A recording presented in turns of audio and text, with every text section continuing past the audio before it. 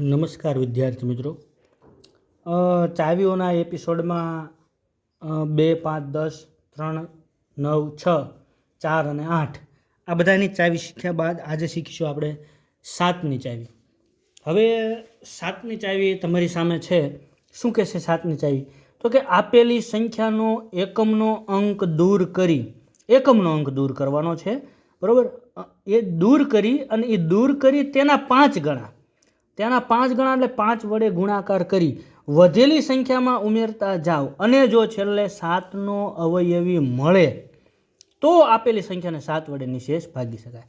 મતલબ એકમનો અંક દૂર કરવાનો, ત્યારબાદ તેના 5 ગણા કરવાના, 5 ગણા વધેલી જે સંખ્યા છે એમાં ઉમેરવાના અને ઉમેરતા જાઓ. આવું કામ એકવાર ને 2, 3, 4 વાર આ કામ પુનરાવર્તન કરી અને જો છેલ્લે 7નો અવયવી મળી જાય તો 7ની ચાવી લાગે, તો 7 વડે નિશેષ ભાગી શકાય. અહીં 7ના અવયવી લખ્યા છે થોડા. 7 છે 14, 21, 28, 35, 42, 49, 56, 63, 70, 77, 84, 91, 98 અને આગળ જેટલા લખવા હોય તેટલા લખી શકાય. આગળ અનંત સુધી અવયવી ચાલ્યા રાખે છે, બરાબર? અહીંયા એક ઉદાહરણ આપેલું છે. ઉદાહરણ દ્વારા ચાવીને સમજીએ, ચાવી કઈ રીતના કામ કરે છે, બરાબર? થોડી લાંબી છે પણ બાળકોને થોડુંક રમૂજ સાથે ચાવી પૂરી થાય તેવું કામ છે, તેવી ગણતરી આમાં આવે છે, બરાબર? શું કીધું છે? તો કે એકમનો અંક દૂર કરવાનો છે. હવે એકમનો અંક એટલે 5. અહીંયા કણે એકમનો અંક છે 5. આ 5ને દૂર કરવાનો છે તો વધે છે શું? તો કે 84, 82, 84,283.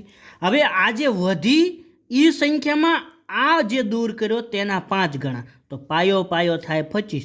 આ 25 આમાં ઉમેરવાના છે.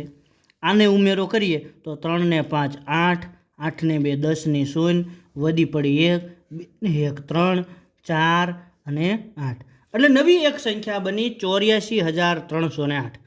પાછું આનું આ કામ પુનરાવર્તન કરવાનું છે. કેવી રીતે? તો કે ભાઈ જો એકમનો અંક દૂર કર્યો એટલે કે 8 દૂર કર્યો તો વધ્યું છું? તો કે 8,430 વધ્યા છે.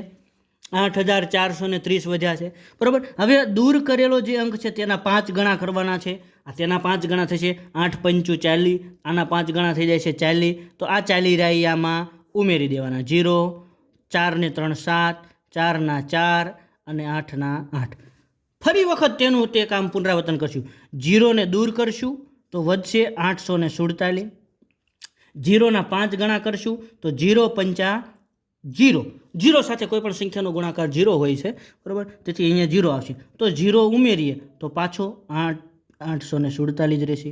પાછો એકમનો અંક દૂર કરવાનો છે તો વધશે 84 વધશે, બરાબર મિત્રો? અહીંયા વધશે 84. આ દૂર કરેલો જે અંક છે તેના 5 ગણા, તો 7 5 ને 35, જે 35 આમાં ઉમેરી દઈએ, બરાબર? તો 4 ને 5 9, 8 ને 3 11, 119 બન્યા. તો પાછો આ જે 119 છે એનો એકમનો અંક પાછો દૂર કરશું એટલે વધશે 11. આ દૂર કરેલો અંક જે છે એના 5 ગણા, 9 5 ને 45, તો 45 આમાં ઉમેરી દઈશું. 1 ને 5 6, 1 ને 4 5, 56. હવે આ 56 જો 7ના અવયવીમાં હોય, આમ તો આ 119 જે 119 છે તે પણ 7ના અવયવીમાં આગળ આવતા જ હશે, બરાબર? કારણ કે 56 રાઈ 7ના અવયવીમાં આવે છે. જો અહીંયા 56 અવયવી આપેલા છે, જેથી કરી 56 જે 7ના અવયવીમાં આવી જાય છે, બરાબર? તો એનો મતલબ એવો છે કે આ જે સંખ્યા છે, આખી આ જે સંખ્યા હતી, બરાબર, 8,42,835, આ સંખ્યાને 7 વડે નિશેષ ભાગી શકાય, બરાબર? આ જે સંખ્યા છે એને 7 વડે નિશેષ ભાગી શકાય છે, બરાબર? કારણ કે 56 રહ્યા એ 7ના.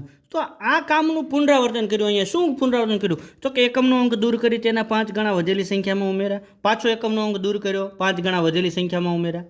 એકમનો અંક દૂર કર્યો, તેના 5 ગણા વધેલી સંખ્યામાં ઉમેર્યા.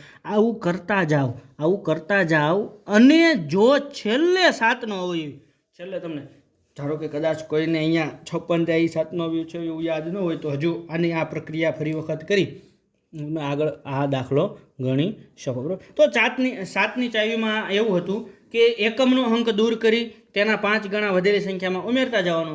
આ પદ્ધતિ, આ જે રીત છે તેને પુનરાવર્તન ફરીવાર જ્યાં સુધી તમારા જે 7ના ઘડિયાના અવયવી જે તમે યાદ રાખી શકો ત્યાં સુધી ન આવે ત્યાં સુધી આની આ જ પ્રક્રિયા પુનરાવર્તન કરી અને તમે મેળવી શકો છો. બરાબર.